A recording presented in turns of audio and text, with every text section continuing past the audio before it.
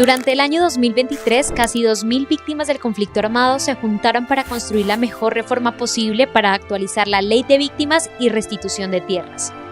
Las y los sobrevivientes de la guerra, con la autoridad moral que les confiere haber vivido los crímenes más atroces, le hablaron directo al país para exigir sus derechos y alcanzar una reparación integral.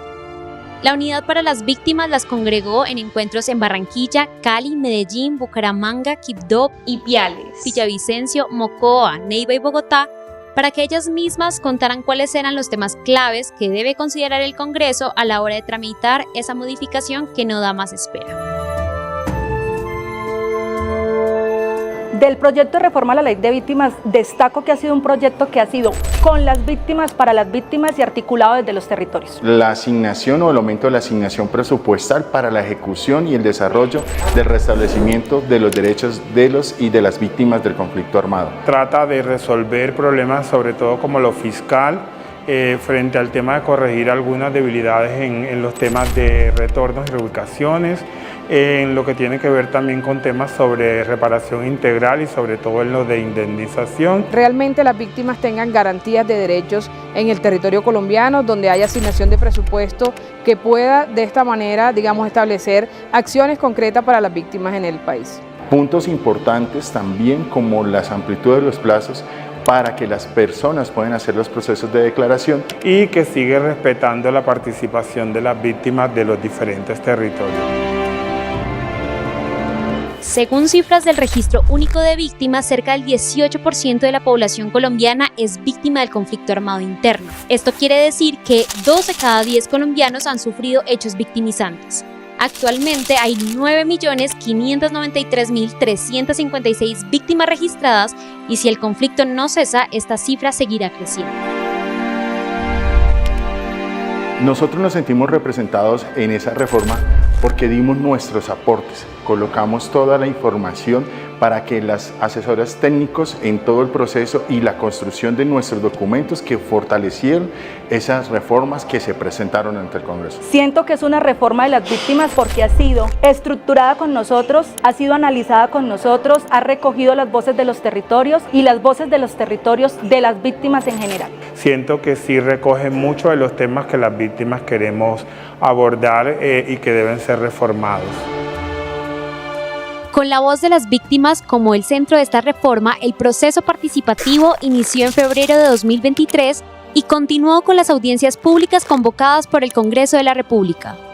Nos sentimos representados ahí porque hemos aportado. Creo que es muy importante que las víctimas estemos a tono con todos los cambios que se vayan a hacer en la política pública de víctimas para que sea congruente con lo que las víctimas hemos venido pidiendo durante tantos años. Somos las víctimas quienes conocemos nuestras necesidades.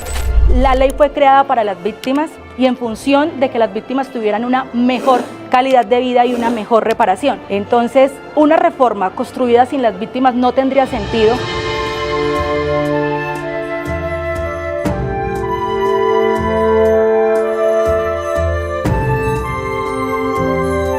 Florencia, Apartadó, Valledupar, Tumaco, Puerto Asís, Popayán y Bogotá fueron los municipios en los que se realizaron las audiencias, además del encuentro virtual que sostuvo el Congreso de la República con las víctimas radicadas en el exterior.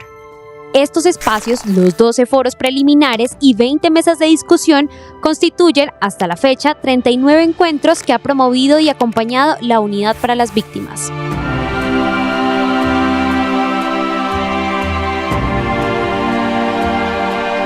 Y es en manos de ustedes, quienes han sido elegidos por nosotros o por las víctimas del conflicto armado que las han colocado allí, están para que ustedes nos representen, aporten, colaboren y aprueben dicha ley. Que se concientice de cómo vivimos las víctimas en Colombia y en el exterior frente a todas esas exigencias que hemos venido haciendo y que creo que nos merecemos como colombianos y colombianas la oportunidad de que nos puedan resarcir los daños ocurridos como consecuencia del conflicto armado interno colombiano. A los congresistas en general y en especial también a nuestra bancada de las curules de paz, es que entiendan que esta fue la reforma que se construyó con las víctimas, para las víctimas, que tienen la voz de nosotros, la voz de los territorios y que es necesario que el Congreso en general nos ayude y aprueben la reforma a la Ley 1448, porque es la reforma de la voz de las víctimas.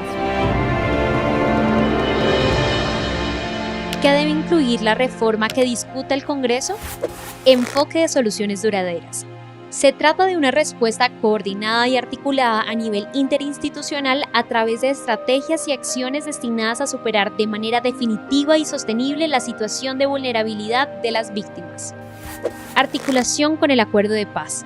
Garantizar que la política de víctimas esté en línea con lo establecido en el acuerdo de paz y con la implementación de planes y programas a nivel local e interinstitucional derivados de la firma del acuerdo. Fuentes de financiación. Se propone la creación de una comisión para elaborar recomendaciones de financiamiento, pues los recursos asignados para la implementación de la política pública de víctimas han sido insuficientes para cumplir con los compromisos.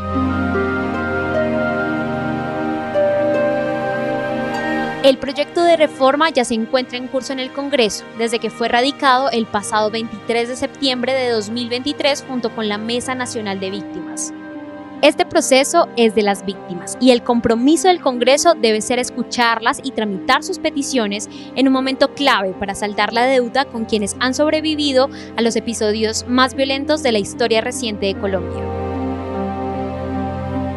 Una reforma para las víctimas.